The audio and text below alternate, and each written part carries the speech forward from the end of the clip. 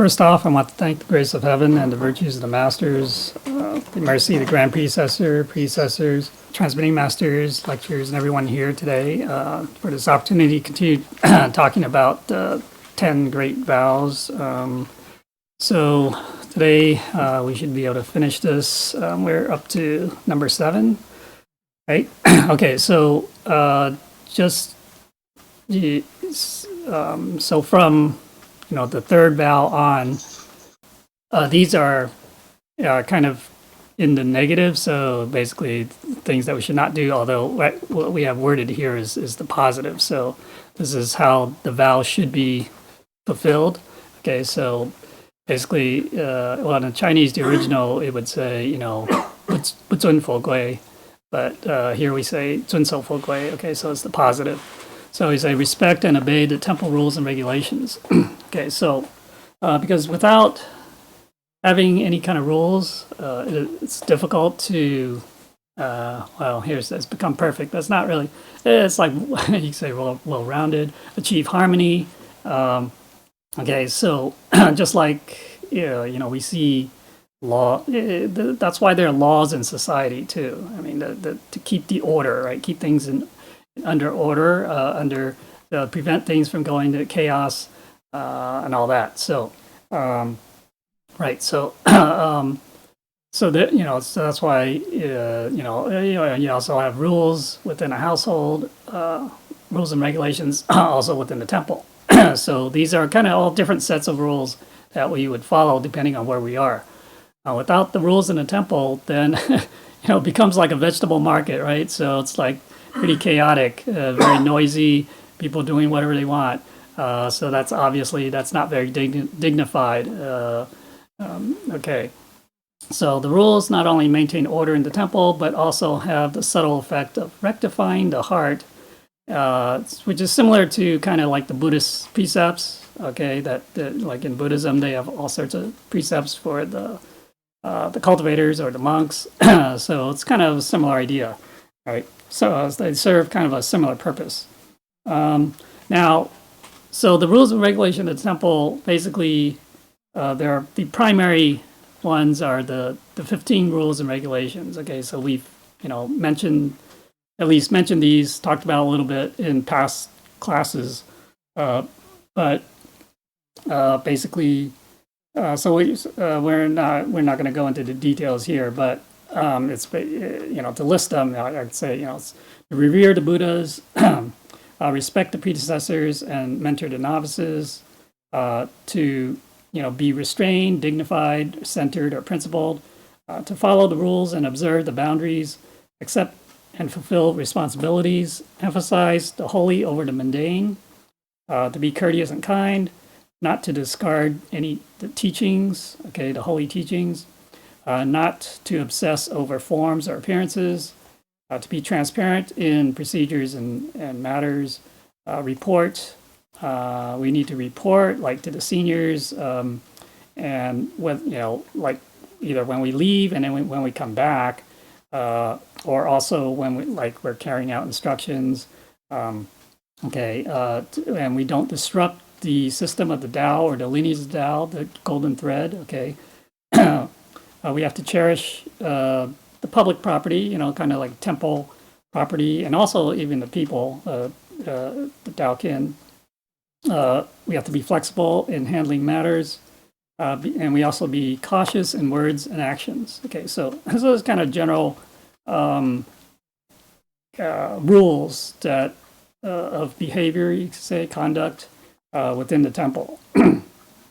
There's also respecting the teachers and principles, observing the protocols. Okay, so these are it overlaps with those 15, and also the 3 distinctions and the 4 proper conducts. Okay, so these are all things that we've mentioned before, and but these are all kind of the general rules of the temple that we have to observe. Okay, they obey.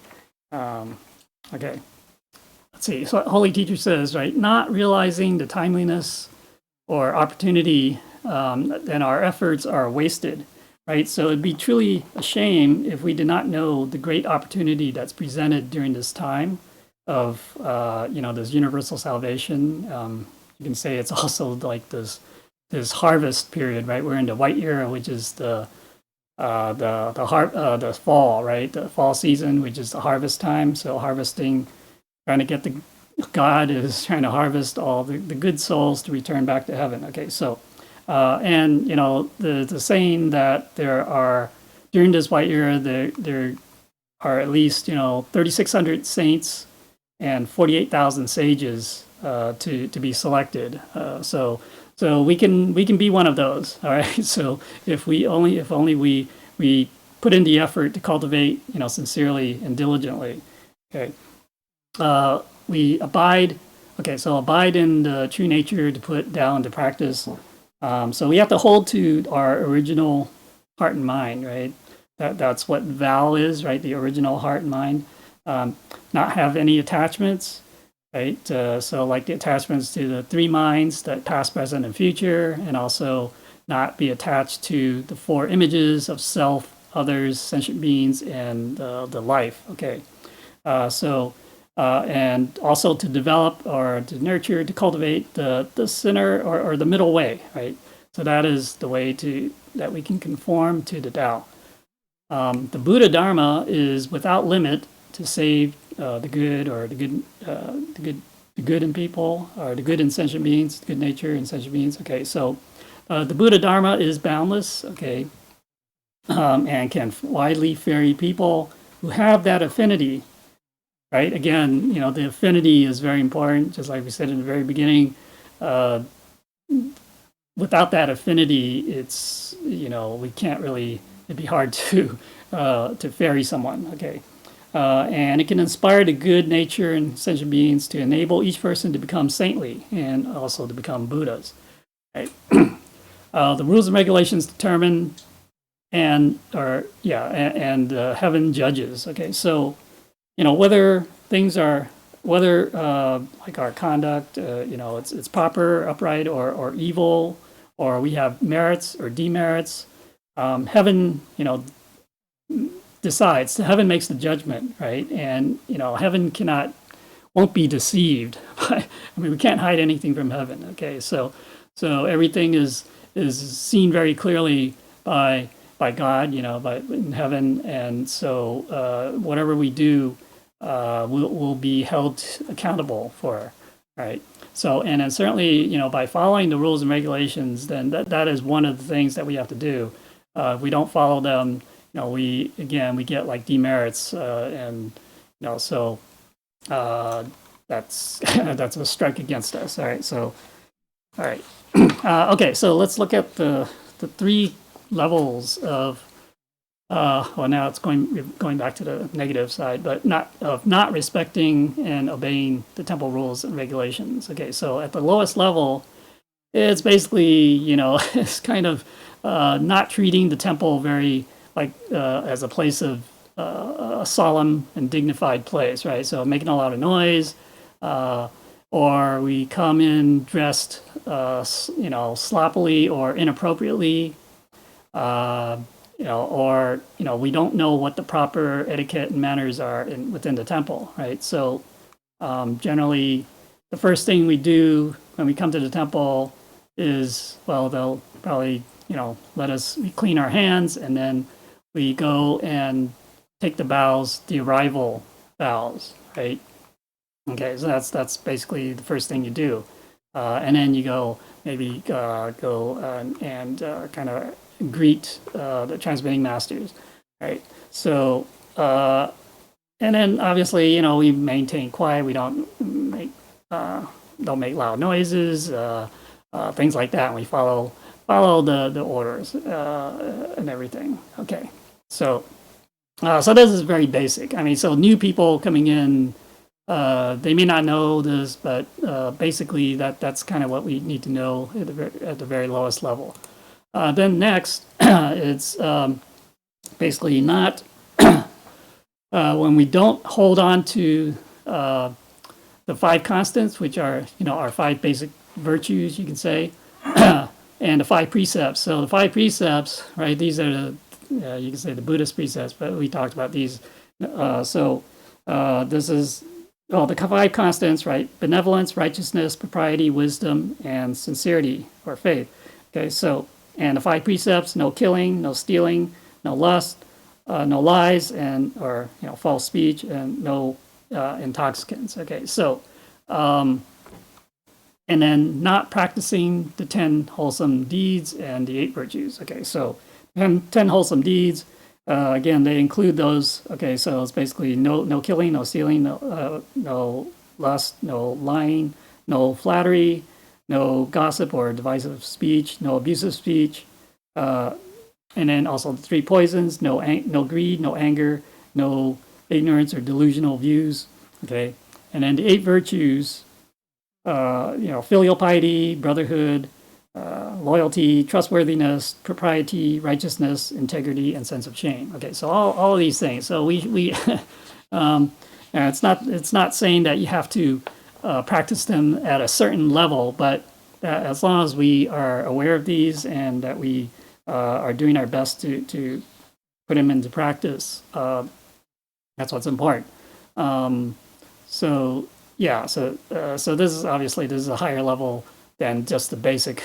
So once we've been in the temple for a while, after we received the Tao for a while, then we should really move up from, that very basic level to the second level at least, right? Now, the highest level would be to give rise to thoughts.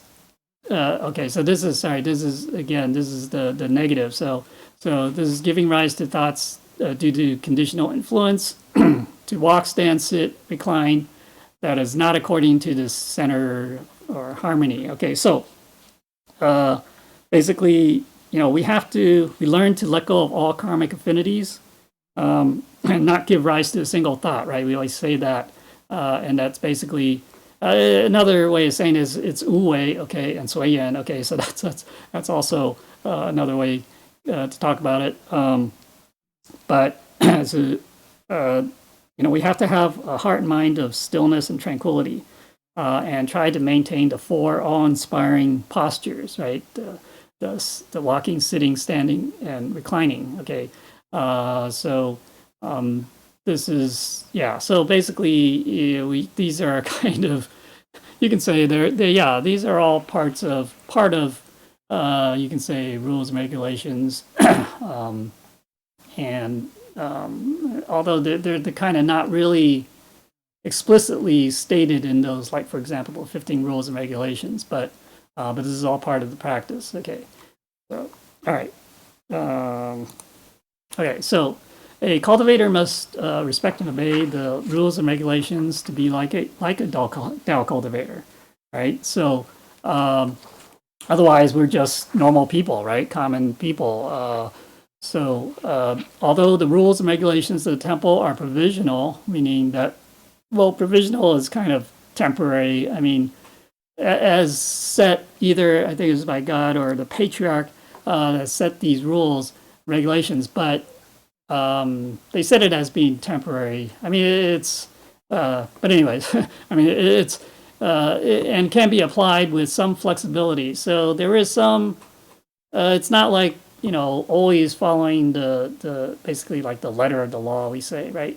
But we want to follow the intent, right? The spirit of the law. All right, so we cannot bend the rules too much and lose their dignified nature, thus violating the spirit or intent of the rules. Okay, so even though sometimes maybe the rules are relatively maybe specific, but sometimes we can kind of bend them, if you will, depending on the situation. Okay. But still, we cannot like just ignore it entirely. Okay. So, okay. Now, okay. So that's it. All right. So the next one, number 8, is to not reveal the heavenly secrets. Okay. So, Tao is a treasure of heaven, right? It's from the ancient times to the present. It has always been transmitted outside of the scriptures, right? And secretly to, the worthy ones or those who are virtuous, those who are qualified. So, right, outside of the scriptures, right? So that's what Buddha says, that, what he possesses, what he's transmitting is outside of the scriptures, okay? So it's not in the words, it's not in the knowledge, right? So it's just like the fifth patriarch, right? So when he transmitted Tao to the sixth patriarch in the middle of the night under the cover of his robe, okay? So when no one else was around to see or listen, he had to, why, if he, in the middle of the night, it was only the fifth patriarch and Hui Neng, the sixth patriarch. There was no one else to see, so why did he even need to use his robe to cover them up? So it's kind of, it has to be under this secrecy, this transmission. And the religious teachings, right, they hint at the secret, but they do not and cannot reveal it. If you look at all the scriptures, even in the Bible, there are hints about so this heavenly secret that we're talking about is kind of like is the three treasures. Okay, for us when we're receiving the Tao, we get the three treasures, and so this for us basically is referring to that. And there are hints about the three treasures in the various teachings of the saints and sages and Buddhas, but they never reveal it directly. Okay, so for one, again, it's not the true transmission is beyond the words, is not in the words, so it can't be revealed that way, anyways. But nevertheless, they still don't reveal the knowledge, and why? Because actually, if you think about it, if the three treasures were revealed, okay, in, let's say, in the scriptures and the sutras, so for the past 3,000 years or roughly, the people reading the scriptures today, okay, they see, oh, the secret is here, right? The three treasures is here, but that's only in knowledge. Those are just words, okay? They don't really mean anything by themselves, right? The true transmission is not in those words, right? It's the mind-to-mind transmission, which can't be put in words, anyways.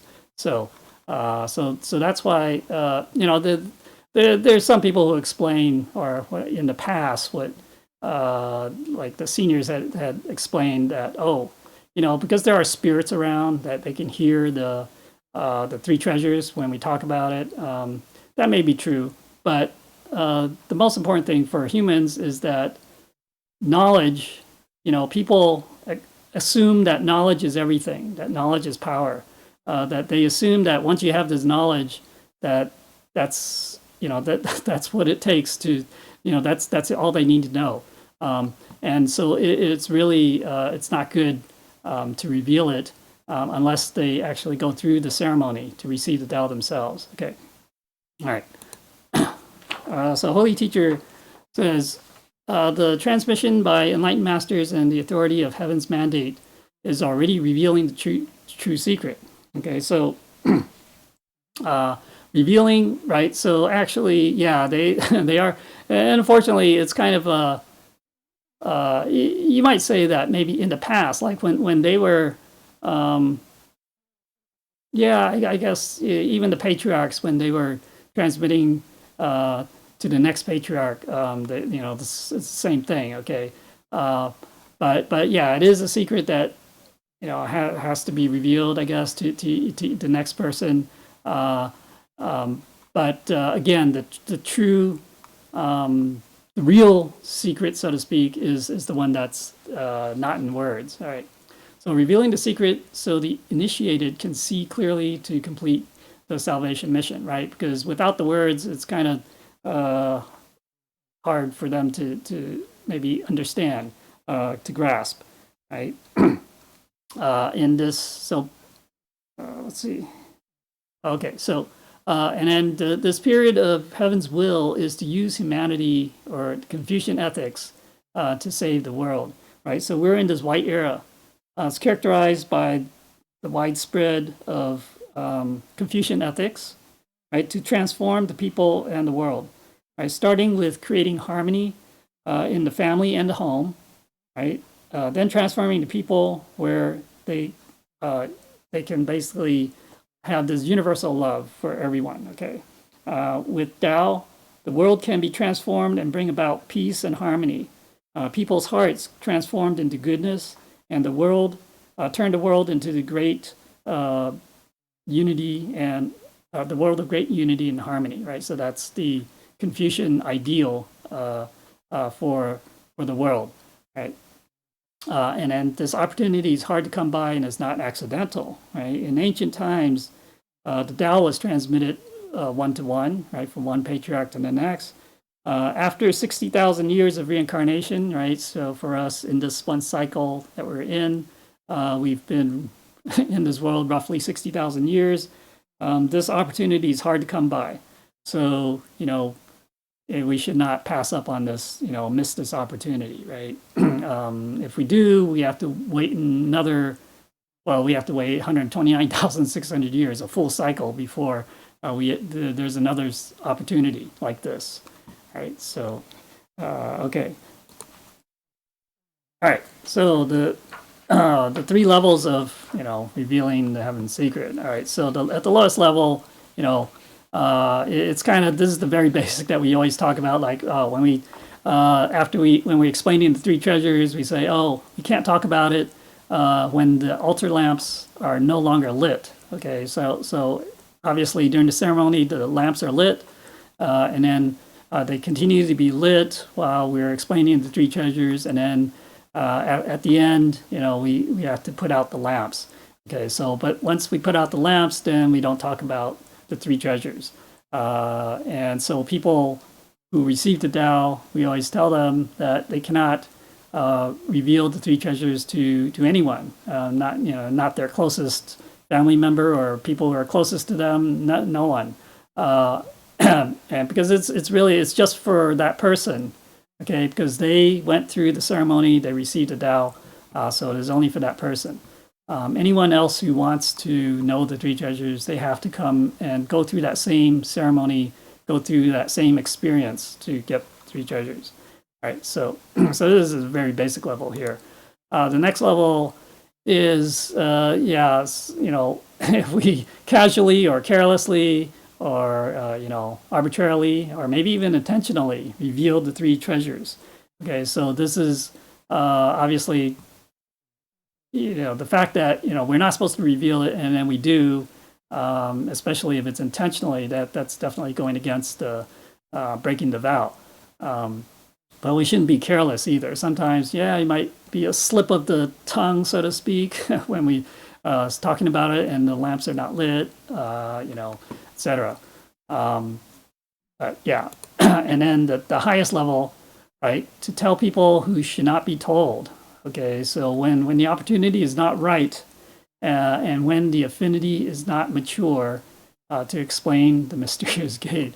So this is, so really, this is really getting into the details and not just revealing those 3 treasures and then explaining everything to them when they haven't received the Tao. Okay, so this is a big no-no. Okay, so basically they haven't received the Tao. They're not willing to receive the Tao, or their affinity is not there yet. It's not mature yet. Then we can't reveal the 3 treasures to them. Sometimes when people are waiting to receive the 3 treasures. Okay, so the ceremony has started, and then we always separate male and female, right? So the male typically goes first, and then so when you're showing the male members to how to hold the hand seal, and then sometimes on the side, people are showing the female members who are going to receive the Tao, showing them how to do it. But that's the wrong time. Okay, so they shouldn't be doing that. They have to. It's when it's their turn, then they should do it. Okay, all right. Okay, so heaven's secret cannot be revealed. Those who reveal it will suffer the consequences, and it will harm the uninitiated who gain knowledge of it. Right. So having the knowledge is not the same as receiving that mind-to-mind transmission. So that's the thing that's transmitted outside the scripture. Okay, so there's now this. Okay, so obviously, I've seen examples like on YouTube, for example. People people who deliberately, if they intentionally reveal the three secrets. Okay, I haven't seen. Well, I haven't seen it in a video, but I see it as comments from people. Okay, people commenting on other videos, and they're revealing the three treasures. Okay, and they're definitely doing it intentionally, and so they're obviously, these are people who maybe they've received the Tao and they somehow they reject it later on or whatever for whatever reason, and so they're trying to cause trouble, if you will, and so I see that all the time. The consequences. It's not like instant karma. Okay, so that they'll be struck down by God. It's not like that. Okay, so remember, in the end, these 10 great vows says, I'll be punished by my own conscience. Okay, so but still, there's a consequence that will be that they'll suffer. Okay, for doing this. In other words, they might prevent by revealing three treasures. Again, this is knowledge. Okay, and if people don't really understand and they assume that knowledge is everything, that's all they need is that knowledge, then it might prevent them from receiving the Tao. Okay, so it might prevent them. Yeah, so whereas maybe they had that chance to receive the Tao, but maybe once they knew about it, the three treasures, then they decide, well, why do I have to go through that? So it's doing a disservice to them. It's preventing them from receiving the Tao, and so that's a great sin. Okay, when you do that, right? So those people who are revealing the three treasures, they're taking a big chance, and they're going to suffer for it. Okay, so basically, yeah. So and it will mislead the people to think that that's. The knowledge is all it takes to transcend reincarnation, when in fact they have gained nothing but actually a delusion. Because once again, the mind-to-mind transmission is outside of the scriptures, words or any kind of forms. Okay, so getting on to 9. To not conceal. Okay, so yeah, so the vows to not conceal Tao from others. Okay. So this is in kind of two forms, I guess. You can say it's external, internal. Basically, after we receive the Tao, we don't ferry people, right? Introduce Tao to people, guide and encourage Tao kin, those who've already received the Tao, or teach the Dharma, or kind of try to explain things, talk about the Tao to people.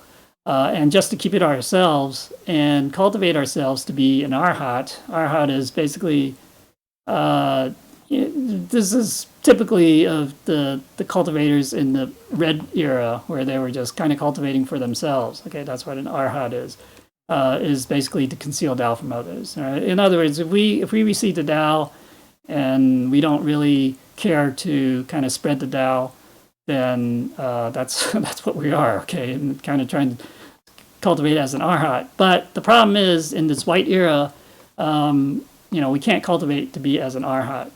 We have to be like bodhisattvas, which spread the Tao, okay, to try to save other sentient beings. Right? Think about it. If our introducer was kind of, you can say, selfish, if you will, and just kept the Tao to themselves, then we would not be here today. Okay, we would not be here. We are grateful. We should be grateful that they introduced us to the Tao, so we can receive the Tao, and therefore we should also, you can say, pay it forward to also introduce Tao to others. Now, so the inside on the inner aspect, if we fail to manifest Tao and virtues, right, and deal with matters or people with a dualistic, emotional, or selfish human heart and mind, and we fail to cultivate the true nature to fulfill our life mission. So so you can say it's the inner and outer. Okay, so on the inside, yeah, we have to manifest the Tao. We don't necessarily need to,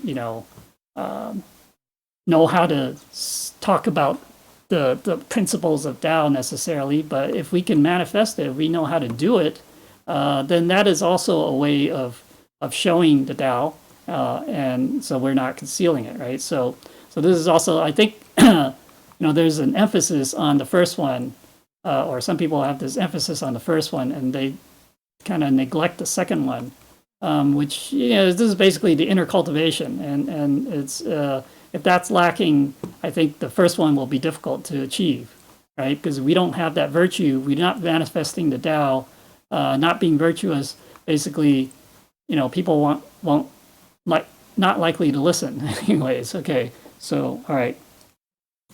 Okay, so Holy Teacher says, to conceal the Tao, how can we awaken to the marvelous nature, right? So if the Tao is not revealed and manifested, right, how can we be enlightened, right? So if we are not enlightened, so it is like we are in a dark room where we can't even see our outstretched hands, okay, and fingers, right? So how can we be enlightened to the marvelous true nature, right? So this is obviously we have to be able to to do it, to follow through, to practice the Tao. Okay, the four origins can perform all goodness. So the four origins, those are basically the four of the five constants. Benevolence, righteousness, propriety, and wisdom. Okay, and so and then having faith or sincerity in the center. The sincere person is the essence. Okay, so the four origins are connected and work together to perform all goodness. If people, so from those five constants, or the four origins, then you derive the 8 virtues, okay, that we talk about. If people can practice Tao, express or exhibit their divine nature, right, and are capable of performing all goodness, and then blessings will naturally come, right? All right, so, and then to not follow the conscience and without an unbiased, fair, and honest heart. Okay, so the conscience is the centered, unbiased, fair, and honest heart. Right? Actions that come from this heart without motive, right? So that's wu-wei, do not create karma. Okay, so after the deed is done, all is forgotten. So it's just like the image in a mirror. So we use a mirror as a mirror as to symbolize our heart and mind. Anything that appears before it is reflected in our heart and mind, and we deal with it exactly as it is, right? So it's not distorted, right? An exact image of what's there. So we're dealing with it exactly as it is, as needs to be dealt with. And then once the image is gone, okay, so it's gone, the thing is over, there's nothing left on to reflect in the mirror, so it's blank. And so we forget about it, we let it go, right? So there's no affinity, there's no attachment, okay? So when we can do that, then there's nothing, basically, if we have none of these attachments, then there's nothing to hold us here, okay, in this cycle of reincarnation, right? It is truly a pity that the consequences are in this life. Okay, so if there is a cause, then of course there must be an effect. If there is seeking of repayment of debts, then there also is the paying back of debts. Okay, so nobody likes to repay debts or have payment extracted from them. There are too many misfortunes in the world, but they are all due to past lives' karma. Okay, so let that be kind of a warning to us to realize that unfortunately we are suffering, the consequences or whatever kind of sufferings that may be, or difficulties or hardships or anything that happens to us in this life, are the consequences of karma of past lives. Okay, so we have to realize that that's happened. Right. Okay, so there are now 2 levels of concealing the Tao from others. So not being able to ferry and encourage or guide people to the path of the Tao. Okay, so this is, unfortunately, I guess you can say it is hard sometimes, and probably a lot of people, they don't ferry, they don't try to bring people to receive the Tao. We start with our family, that especially our parents. Okay, so that's something our duty that we should have, that we should be able to do that. And beyond that, of course, it depends on people's our affinity. Okay, with people, but we definitely have affinity with our family members and especially our parents, and therefore we should try to ferry them. Okay, if they haven't received the Tao yet, right? And then the higher level would be not always be able to act and respond according to affinity, to have pity for all, especially those without affinity. So this is, you can say this is kind of like, again, this is the external, kind of like the internal, if you will, that we have to conduct ourselves, behave accordingly, according to the Tao, right? And also just kind of sway yens, like following the natural affinity of things, of others. Okay, it's not like forcing others to do what we want, but following it's whatever their affinity is.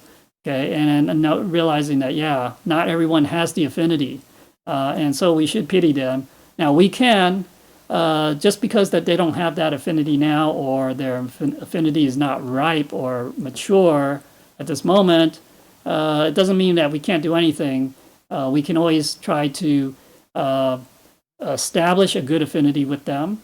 Okay, so we kind of talk to them and encourage them, maybe become the friends, to help them, and so eventually to kind of encourage, or to you might say maybe speed up the process of maturing, having their affinity become more mature, so that they do have that chance, the opportunity to be able to receive the Tao. Okay, so that's why it's always good to, we never want to be like really like negative or reject. Say, oh no, this person is. I mean, obviously, we have to use our wisdom. Okay, so. Obviously you don't go and try to ferry a criminal. Okay, since they're kind of, if they haven't found their conscience yet, it's you don't want to try to ferry them. Okay, so but if they're a good person, okay, then there are various ways to do it, but you don't have to necessarily try to be all very direct. If let's say they're in a religion and they're not willing to give up, their faith, and so a lot of times there's difficulty there, and so that's okay. You can just be their friends, or be their good neighbor or whatever, and maintain a good relationship. And so that's basically establishing or building a good affinity, so that eventually they are perhaps they'll have a better chance to receive the Tao in the future. Okay, so a true cultivator, right, should have a sense of duty and mission, to inherit the mission of the Buddhas as their own. Right, ferry oneself when still, ferry others when in motion. All right, so. So when we so we have to have this sense of duty and a mission. I mean that's what our life is about. Okay, so we are in this Tao. Maybe when we're just beginning, we don't know much, but later on we realize that we have a purpose. Our purpose is not just to live a good life and return to heaven, but it's again to be like remember, we're trying to awaken that Bodhi mind, right? The mind of a Bodhisattva, one who is sees all sentient beings as equal and part of them, and so wishing to see that they can all return or transcend this cycle of life and death, right? So that's kind of our kind of bigger mission, and so when times, depending on the situation, right? If we can't ferry anyone, like during the pandemic, maybe it's difficult. So we have to ferry ourselves when we're still, okay? So we're not out there trying to ferry people. Then we need to ferry ourselves, okay? So that you can say that's the inner side of things, inner cultivation.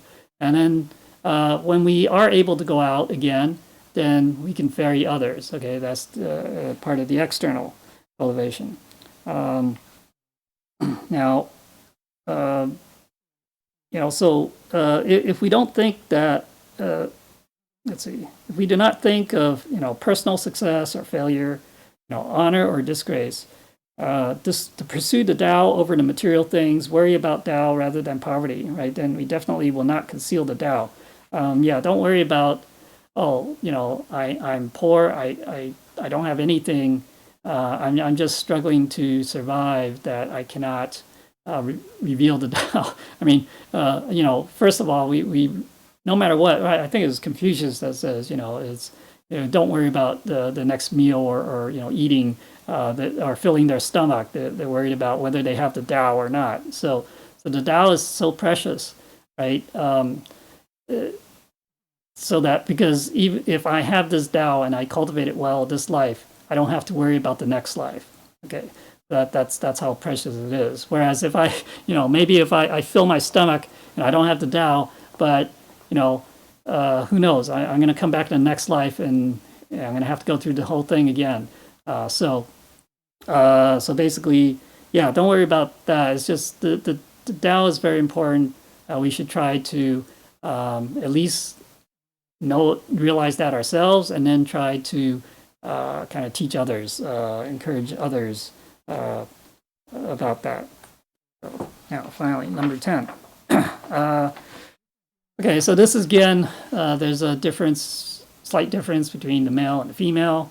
So the male says to repent to the best of my ability, and the female says to sincerely cultivate and refine myself. Okay, so this kind of reflects in the very beginning, the second one, where there's a slight difference between male and female. Okay, so it's kind of the same thing, right? So here it says basically it's to put in our best effort. Okay, so the best of my ability is our best effort. And so best effort, what is best effort? It's not, it's not. There's no one standard for everyone. Okay, so everyone will be somewhat different depending on what they're able to do. But heaven kind of knows, I guess, if we're really putting in our best effort. Okay, so but we should always try to do our best effort, and then put into diligent and actual practice. Okay, so again, even though there's in terms of the male, it's referring to the repentance, but it's we also have to cultivate sincerely. Okay, and then the females, same thing. They also have to repent and then to cultivate. So the thing is that we have to turn the knowledge that we have about cultivation and then actually cultivate, put it into practice, and to do it diligently. Okay, so unfortunately, people think that they have all the time in the world. Maybe they're young. It's like, they think that cultivation's for older people, but death, when death comes, death doesn't care whether it's old or young. Okay, it's when the time comes, that's it. So we have to seize the moment, right? Okay, so Holy Teacher says, by not holding to the truth and the constant, you can say that that's referring also to the true nature, one will fall into the abyss. Right. So the true, what is the true is never false, and it's never fake. Right. And the constant never changes. Right, so only the Buddha nature or the true nature is true and constant. Right, if we are confused and lost, then we will fall into the abyss and where fortunes cannot help us, right? So if we don't realize our true nature, we don't follow our true nature, and instead we follow our senses, we follow our desires, our attachments. We can have all the riches in the world, but we still fall into the abyss. Okay, and all that wealth is not going to help us, right? If we have cancer, I can have $1 million, I can have $1 billion. There's still no cure for that cancer. Okay, so it's not going to help us, right? So therefore, what's more important is if we practice, right? We follow according to our true nature, then we won't create more. Hopefully, we don't create more karma, and we can also pay back our karmic debts. All right. So understand the truth and realize the marvelous and mystical nature. Right. So we have to break our attachments. Right. The heart and mind can be broad and magnanimous. Right. If we can, let go of these attachments. Only then can one realize the marvelousness of Tao, right? So again, we have all sorts of attachments. I mean, more than we realize or that we are aware of.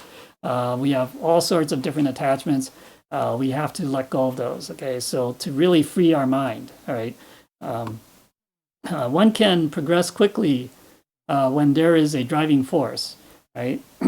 So cultivating Tao requires great resolve and determination. Right, and intrepid or say bold and powerful force. Okay, so just like Sakyamuni Buddha's ascetic cultivation before he became awakened, right, under the Bodhi tree, right, he had to overcome the inner devils and trials, all the tests and trials that he'd go through.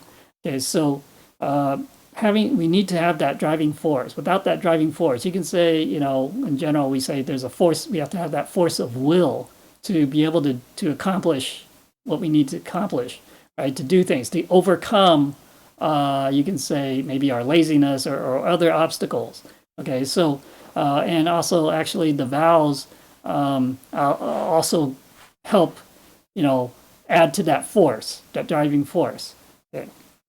And then so, all for the everlasting glory of the Tao. Okay, so cultivating Tao is not about drive, but to maintain the force for a long time. So it's not like, again, the fits and starts, right? The sudden start, and then then slacking off again, and then or retreating or backtracking, regressing, and then going for it, like 1 step forward, 2 steps back, or hopefully it's not like that, but. Or, if it's 2 steps forward, 1 step back, 2 steps forward, 1 step back, okay, at least we're making progress, okay. Yeah, so, but it's for the long term. I mean, we have to maintain that kind of, that will or the determination, the driving force for a long time, for at least this life, right? These vows, at least for this life, at least, okay. Okay, so we have to be consistent from start to finish. Right, so again, that's saying we don't give up halfway and then maybe decide later on whatever, and we have to keep forging ahead until we achieve the result or the goal. Okay, so looking at the levels of not doing to the best of my ability or sincerely cultivating and refining. So at the lowest level is we make excuses, right? We always have excuses. People, it's like, oh, it's too hard. I'm too busy. I don't have time to listen to the class. Or to cultivate or to propagate the Tao, right? Or makes excuses not to go to the temple, or if maybe I do go to the temple, I even neglect to do the vows, the kato. Okay, so this is kind of very. This is like a very basic level here. But we all do make excuses now and then, sometimes. So we have to kind of overcome that. So that's really, if we're constantly making excuses, then we're really not putting in our best effort, right? Okay. Next level up would be we're not able to break the shackles of love, like family. Sometimes the family, prevents us from doing what we should do. Okay. So, and that's very difficult. But, we still ultimately have to try. I mean, there's a balance. You can say that we have to still maintain harmony at home, or at the same time, don't let it prevent us from cultivating. Okay. And then also the life of, fame, power, and wealth. Okay. So again, we have to let go of that. We shouldn't be pursuing those things, more than we're pursuing this divine or holy life, saintly life. And also to waste precious time. Okay, so again, this is like not either that we don't realize how important this stuff should be, that we should take it more important, seriously, and not put things off, because again, every moment is very precious. If we waste it, we have no idea what's going to come next. Okay, in our lives, right? And then, so the highest level, not able to eliminate the bad habits and tempers or sins, cannot stop vexations and ignorance, right? Cannot break attachments to the forms of self and dharma, cannot substantiate the truth, or cannot really basically make the truth a reality, in our lives. And so this is kind of a harder level, but so we have to get rid of all these things that we should get rid of, and correct in ourselves. So this is the cultivation aspect, that we have to do these things. And so, and then, get rid of all these attachments, especially to the self, the ego, right? And remember the 4 images we talked about, and then 3 minds. And also even the dharma, so not become too attached to a specific dharma, saying that, oh, this is the way, this is it. It's not, we have to let go of that too. Once we understand it, remember, we take, the dharma is just the expedient teaching to guide us to the right direction, so that we can hopefully see that truth ourselves, and we don't have to rely on that dharma again, right? So we rely on our Buddha nature. So once we get to that point where you can say, another way to say that is like we can internalize the dharma within, and it becomes a part of us, and so we don't need to. And when that happens, but not in a way where we say, oh, this dharma says X, Y, Z, and we follow it to the letter. That's not the meaning here. Is, again, remember, it's not, we want to follow the intent or the spirit of that.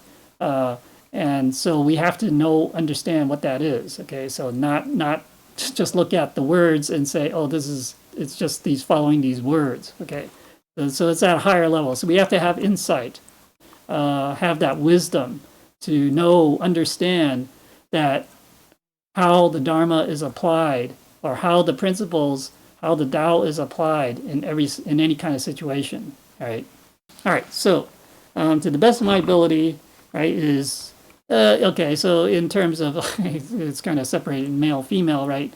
Because in the past, or even today, I mean, when we're working, so people have to work. So basically, we have to take some time outside of work, right? Usually we don't take time from our work to help propagate the Tao, ferry people.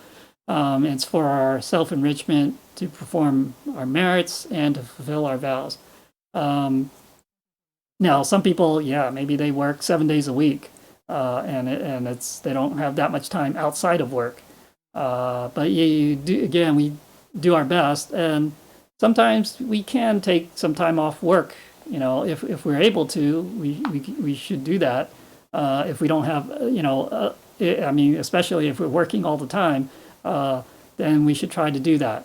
I mean, again, what we just said earlier, what is more important is that we have this Tao, we understand, we cultivate well, we can transcend this life, cycle, as opposed to, yeah, I have to work, I have to support myself, etc. And then I don't pursue, I don't cultivate, then, well, then the next life it's going to be this start all over again. Okay, so what's the point?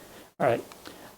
And because of the fear of not being able to maintain cultivation continuously due to societal and familial influences. Okay, so this is kind of referring to the female, the woman, at least in the past. Today it's more equal, but in the past, they were homemakers. And so to sincerely cultivate and refine means to start by firmly establishing one's will and aspiration, then to actually cultivate step by step to achieve the goal. So again, step by step cultivation is, you don't have to go by leaps and bounds. I mean, it's just, you take one step at a time, and it's gradual. You don't have to try to, give up everything and then just to all out cultivation. We do it gradually, but make sure that we have this firm will and aspiration to want to do this, and to set that goal, to want to achieve that goal. Okay, and I hope everyone has has that aspiration to want to achieve the goal of at least to transcend this cycle of life and death, and hopefully to the more loftier goal or noble goal of becoming, achieving nirvana, becoming a Buddha. Okay. All right. So this is, and that was. Okay. Right, so this is the summary. I mean, these are the 10 great vows, okay, that we just covered. And so just to summarize it, it says, it starts off, we say our name, full name, and we say, sincerely kneel before the altar of God. Today I seek the Fa'i Great Tao, the true mind-to-mind transmission. After receiving the Tao, I will, and then I say, sincerely embrace the Tao, and then for the males, say sincerely and honestly repent, and the females says to sincerely and honestly cultivate and refine oneself. Okay, and then the kind of like the negative, the ones that we shouldn't do back here.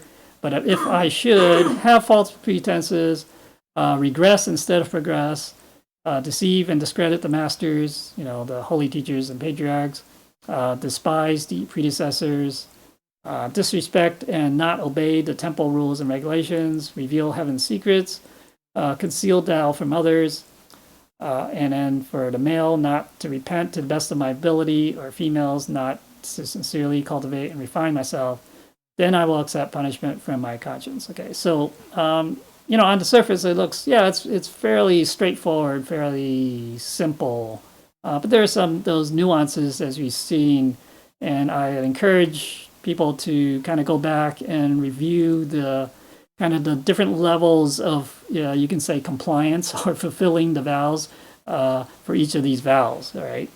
Okay. All right. So conclusion. All right. So the 10 great vows are taken by disciples of the White Era when they receive the Tao. Yeah.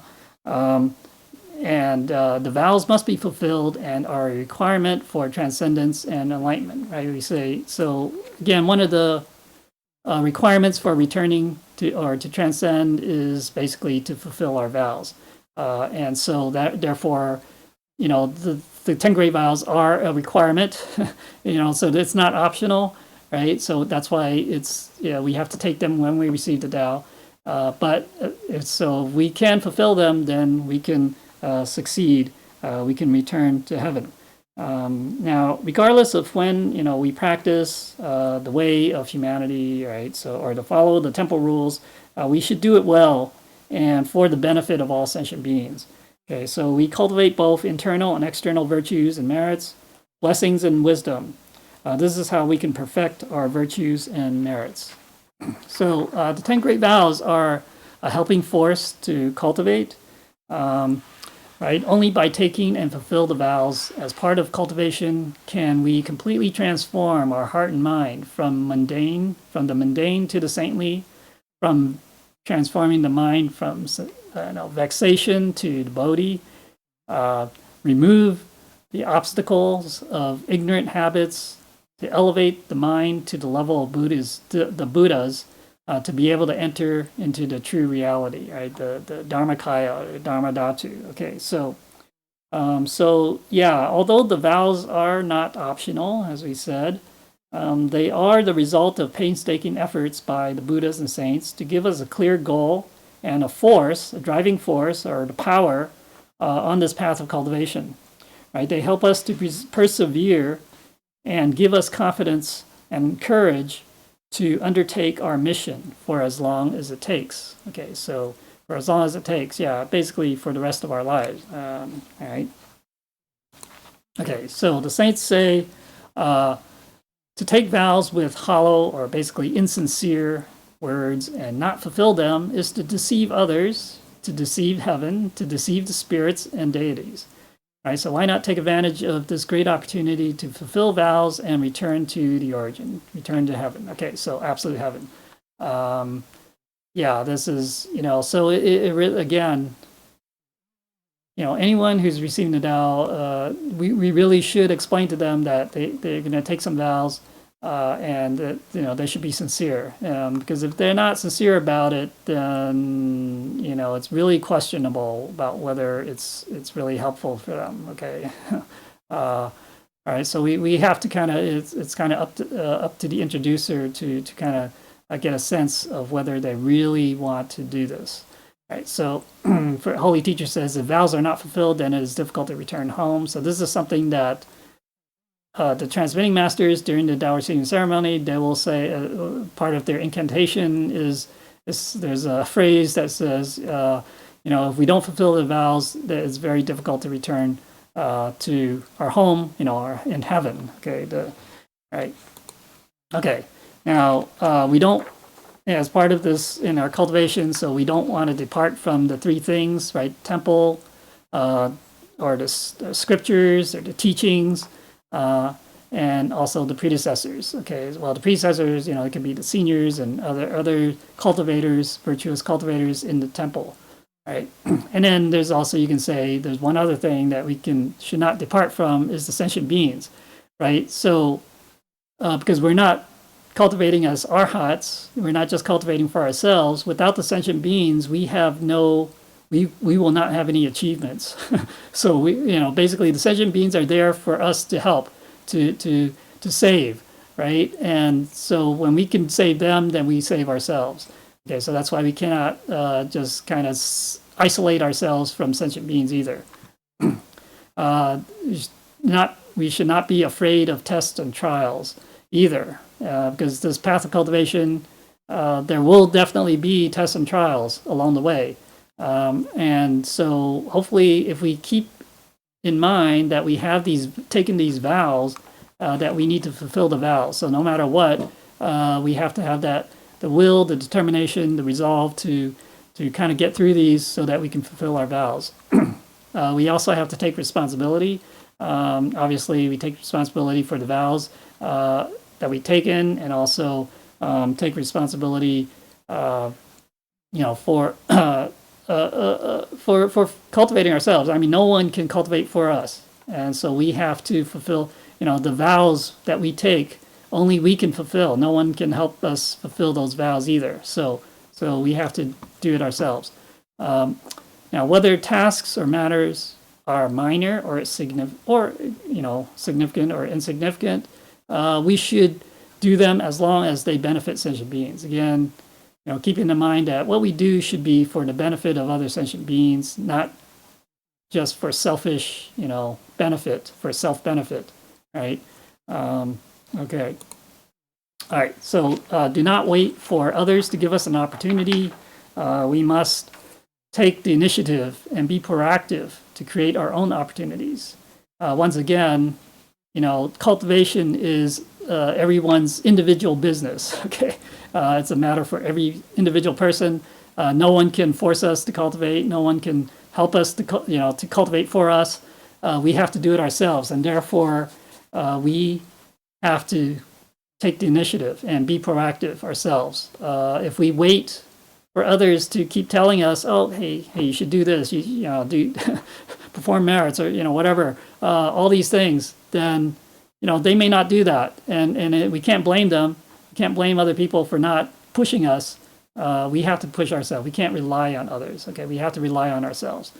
create our own opportunities to, for performing merits, for cultivation. Okay. All right. We should not complain, regress, or be tired of cultivation. Right? We must continue on this path until the end.